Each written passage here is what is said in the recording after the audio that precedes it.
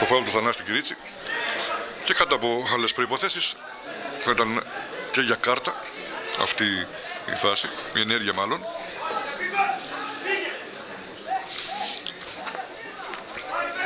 Ο Σουλεϊμάν και ο Ιτσχάρας είναι κοντά στην μπάλα. Δύο παίκτες σημαντίζουν τείχος από την άλλη πλευρά. Να δούμε, φεύγει ο Ιτσχάρας, ο Σουλεϊμάν στον Ιτσχάρα. Αυτός θέλει να μπει προς την περιοχή. Παράλληλη σέντρα χαμηλά. Διαμαντής βγάλει προς τη μήνυ την μπάλα και θα είναι στα δίχτυα από τον Πιτσιάβα. 1-0 από την προσπάθεια που έγινε από τον Διαμαντή. Ο Σεραίος σούταρε, έχασε την μπάλα τερματοφύλακας, ήρθε ο Πιτσιάβας, την έστειλε στα δίχτυα. 1-0 στο 41 για την βόρεια ζώνη.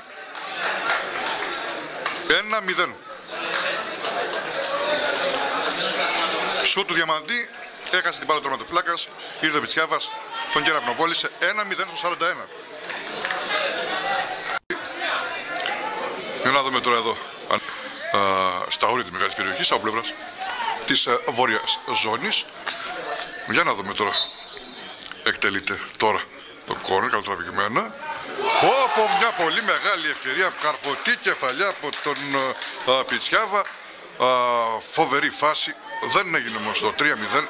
Μπάλα βρήκε τα δίχτυα από την εξωτερική πλευρά στο 11ο λεπτό της επανάληψης. Ανοίγεται δεξιά ο Σωτηρίου. Προσπάθησε ο Καράμπελας και τώρα Διαμαντής. Εδώ ο Ζήρνο Πιτσιάβας τελικά. Αότι μπάλα. Κι άλλη καλή ευκαιρία για την βόρεια ζώνη με τον αρχηγό, τον Ζήρνο τον Πιτσιάβα. Παίκτης, πάμε από το Βελβεντό.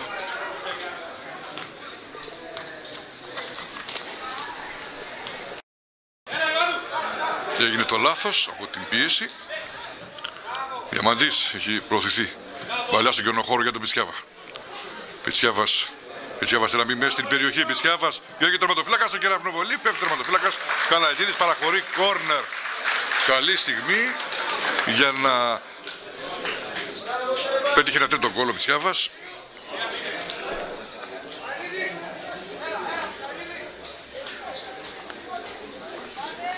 Ωραία ενέργεια στον Πιτσιάβα.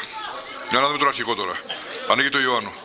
Πιτσιάβας κατά μέτωπον επίθεση Ιωάννου. Το πλασέ, πέφτει ο τερματοφύλακας. Για να δούμε εδώ τώρα. Θα πλασάρει γκολ! 3-1 και εδώ τελειώνει ουσιαστικά το παιχνίδι.